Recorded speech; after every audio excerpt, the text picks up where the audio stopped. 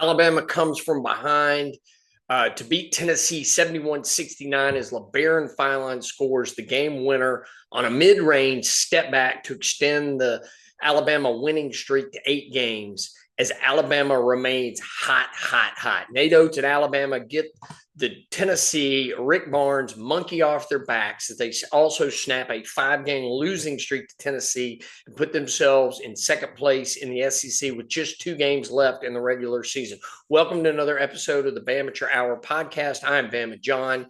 Today is Sunday, March 1st, 2026 in the year of our Lord. Thank you for tuning in. We now have over 8,900 subscribers. The YouTube channel growing. We're headed to 10,000 and beyond. The Ides of March is here. March Madness is upon us.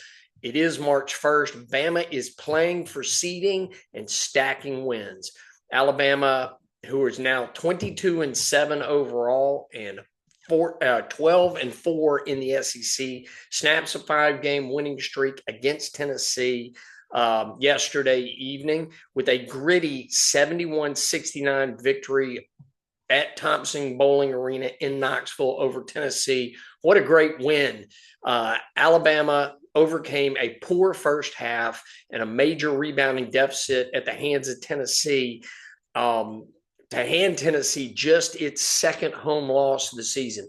Alabama trailed by 12 at halftime, 40-28, as Alabama had its lowest scoring output in a half in the first half as Tennessee out-rebounded and out-physicalled Alabama and forced Alabama into turnovers and lots of empty possessions.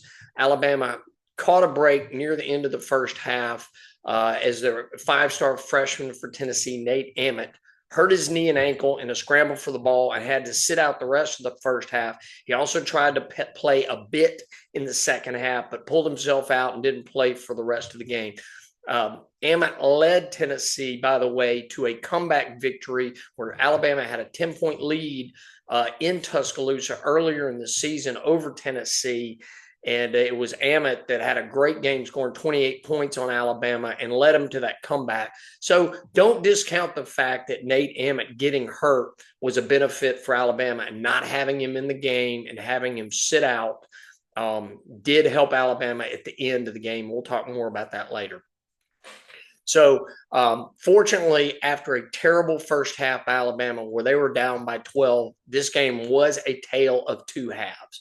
Alabama came out after trailing much of the game and struggling with Tennessee's physicality in the first half. Alabama found a way to claw back in the second half and get the win in the final minutes.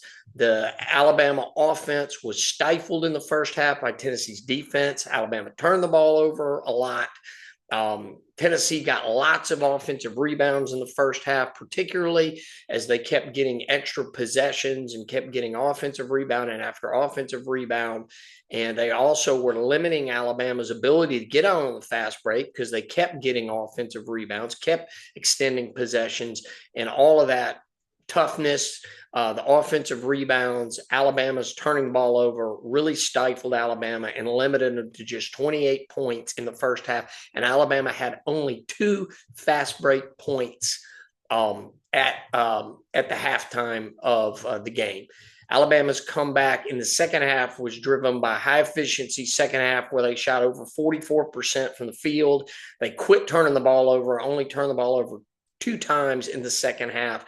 And even though they trailed for most of the game, and for 37 minutes of the game, Alabama closed the game on a defensive tear and held Tennessee scoreless for the last 2 minutes of the game and scored the key baskets to tie the game and to get the win, as Alabama did not take a lead in the game until there were 22 seconds left in the game. Let's talk about what happened at the end of the game. It really was a stagnant first half for Alabama with 28 points, but Alabama scored 43 points in the second half. Alabama came out of the half and went on a 12-2 run to open the second half, and they cut the lead to 4 points. Alabama then fell behind again as Tennessee pushed the lead back to 11 points with 9 minutes to go, but Alabama kept fighting and clawed its way back to tie the game with 2:32 left in the game on a Labaron Philon driving layup, where really he was probably fouled, but there was no call. But Alabama got through that, tied the game up. And then after that, Alabama fell back behind by 2 before Labaron Philon, with 22 seconds left, made a step back mid-range shot to give Alabama the lead. And then Alabama was able to survive the last 22 seconds of the game as Tennessee got a shot up, and then the ball just kind of fumbled around on the floor, and the clock hit 00, and Alabama was able to survive. Labaron Philon, despite being less than 100% healthy, scored 15 of his 23 points in the second half. Like I said, he hit the decisive contested fadeaway mid-range shot with 22 seconds left to give Alabama its first lead.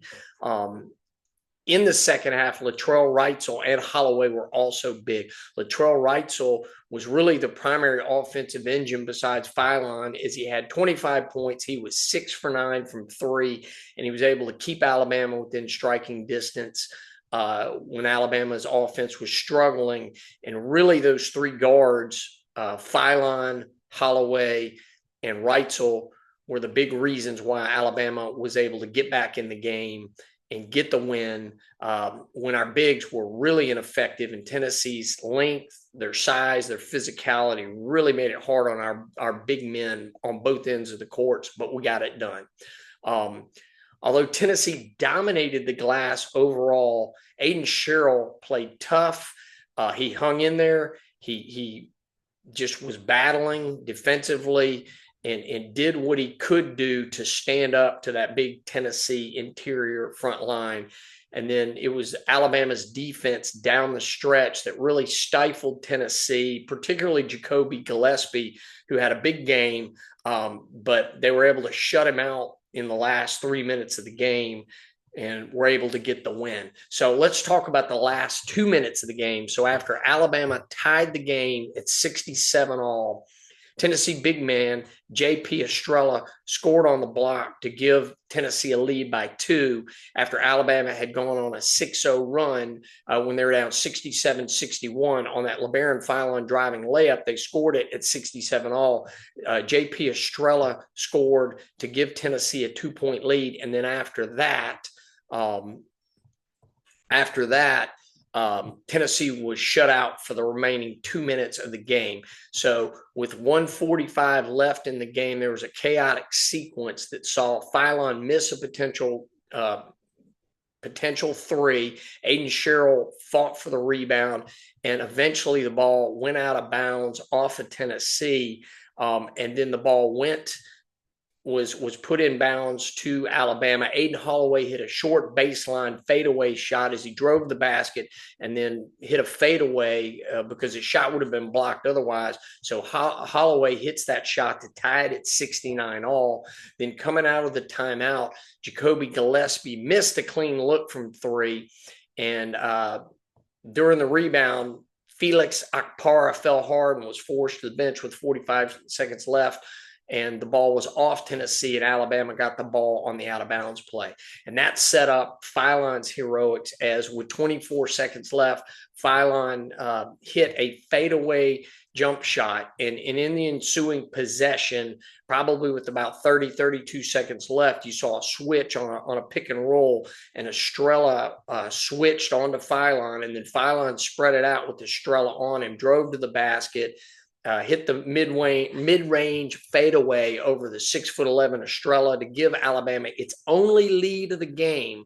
And then after that, Alabama's defense held on as Gillespie tried to make a game-tying layup, but the ball didn't go in. Then the ball bounced around. No one was able to secure possession of the ball, and the ball rolled out of bounds as the clock struck 00, and Alabama stole a win really after getting destroyed in the first half and getting beat up and being down by as much as 11 in the second half, and was able to come all the way back and steal a win in Knoxville. Huge win.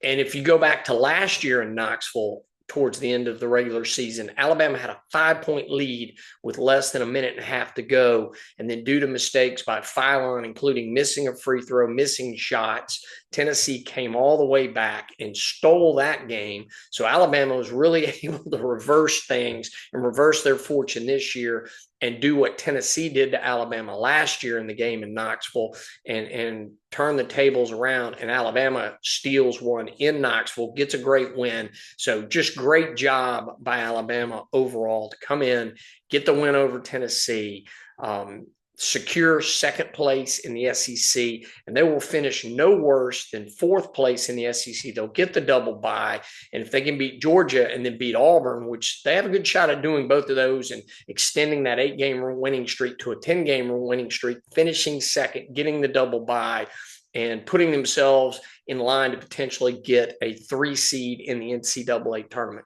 So incredible to extend the winning streak to 8 games. For Tennessee, it was a big setback for them.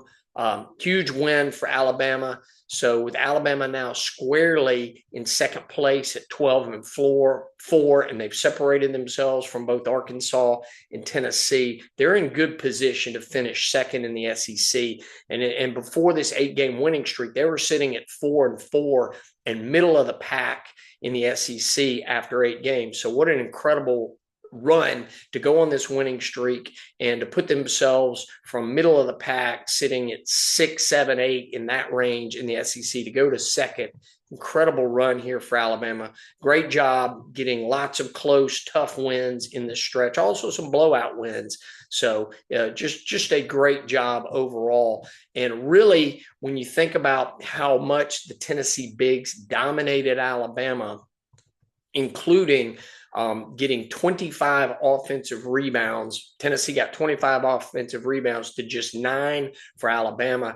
And Alabama also allowing Tennessee to get 25 second chance points off of those rebounds. It was incredible that Alabama was able to pull this out. All right, let's talk about the stars of the game. Labaron Philon hit the game winner on the mid-range step back in the paint, which is so ironic because Nate Oates is so opposed to mid-range shots. But in my opinion, if Alabama's going to go to the Final Four, if they're going to win a national championship, you've got to be able to hit mid-range.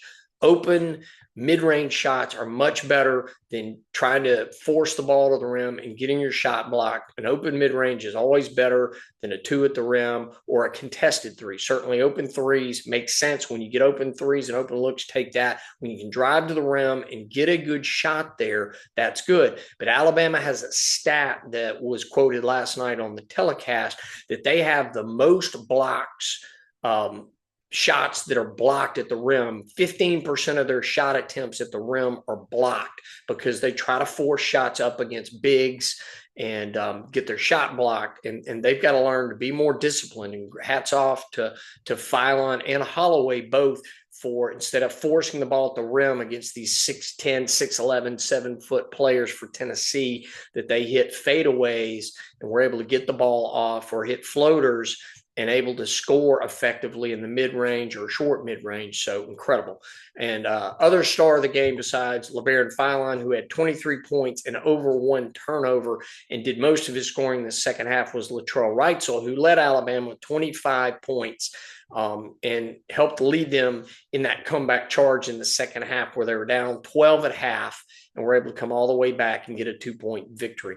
The other player of mention was Aiden Holloway, who had 12 points, 4 rebounds, 2 assists, and only 2 turnovers. And again, Alabama had 10 turnovers at halftime, and they only had 2 turnovers in the second half. So they cut down the sloppy play. They quit turning the ball over.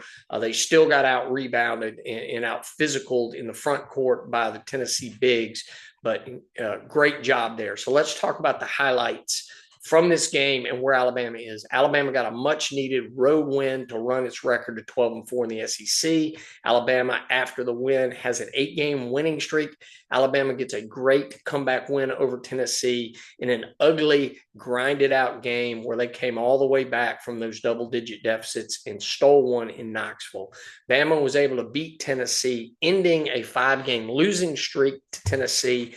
And I'm going to say they got the Rick Barnes, Tennessee monkey off their back. Rick Barnes had a 5, and Tennessee had a 5-game winning streak to Tennessee. And it always seemed like in these crunch time moments when defense, rebounding, toughness, and shot making came into play, Alabama came up short against Tennessee in these moments. But at this time, Alabama came up big, making the key shots, getting the key defensive plays needed in the last 3 minutes of the game, including tying the game twice and then making the winning shot by Philon at the very end of the game with 24 seconds left to get the win, and again, steal one in Knoxville. So now let's talk about the issues. Too many turnovers. Alabama can't turn the ball over like that. Almost got them beat. Getting out rebounded badly.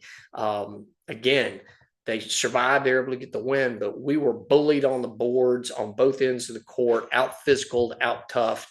And then finally, just the Bama bigs did enough to win and to shut down the Tennessee bigs from scoring in the last 2 minutes of the game. But the Tennessee bigs were bigger, better, more physical than the Alabama bigs, and it was noticeable. Fortunately, Nate Ament didn't play in the second half much. After that injury in the first half, he was out and he wasn't in crunch time, and Tennessee did not have an alternative player to go to who could make the big shots when Tennessee needed to get scores at the end of the game to close out Alabama. They weren't able to do it as their 5-star superstar freshman, who's going to be an NBA lottery pick in the draft upcoming in June. He was hurt with knee ankle situation. Not exactly sure how bad it is, but he wasn't able to play at the end. And then Alabama was able to do what they needed to do to limit Tennessee from scoring in the last 3 minutes of the game and get the buckets they needed to get the win. So definitely issues, though, with the Tennessee bigs getting manhandled, or Tennessee bigs manhandling the Alabama bigs for much of the game. All right, let's look at the stats. Alabama made 10 threes to only 4 from Tennessee, as Alabama shoots 37% from 3 and holds Tennessee to just 22% from 3. Making all those threes was big in making up that deficit, as Alabama struggled to make threes in the first half, but they really came up big in the second half, making key threes. They weren't forcing them, but they were moving the ball effectively, getting good looks, as Reitzel and Philon and Holloway came up big, making threes when we needed, particularly Reitzel going 6 for 9 from 3. Alabama also made 11 free throws to just 5 from Tennessee. And even though Tennessee out-physicalled Alabama in much of the game, Alabama stayed out of foul trouble while Tennessee got into foul trouble, and Alabama was able to hit threes and also get to the free throw line and make key free throws to secure the tight win. Bama got out rebounded by Tennessee 47-30, including Tennessee getting 25 offensive rebounds. Again, it's a problem. The Tennessee bigs outplayed the Alabama bigs, outmuscled them, outphysicaled them, as Alabama shorthanded with bigs, and then our bigs are just not as big, strong, and skilled as the Tennessee bigs, but fortunately our guards are so good we're able to overcome that. Other stats, Tennessee had 9 steals to just 3 for Alabama. That big physical defense gave Alabama fits, particularly in the first half. Tennessee was getting rebounds. They were stealing the ball, forcing Alabama turnovers, going the other way. Alabama had 10 turnovers to just 6 for Tennessee, but most of the Alabama turnovers were in the first half, as Alabama had only 2 turnovers in the second half. Points in the paint, Tennessee had 40 to just 26 from Alabama. Tennessee was able to effectively get such a big lead in the game and put it to Alabama for most of the game because of points in the paint, physicality, the bigs, the defensive, and the Alabama turnovers, that Alabama was able to come back with the free throw differential and the 3-point shooting to somehow get back in the game, get the lead, get the win. Huge win for Alabama for lots of reasons. Okay, let's talk about where we are now. Alabama is currently slotted for a 4 seed in the NCAA, but this win really sets Alabama to potentially get a 3 seed if they can keep winning. Let's keep stacking wins.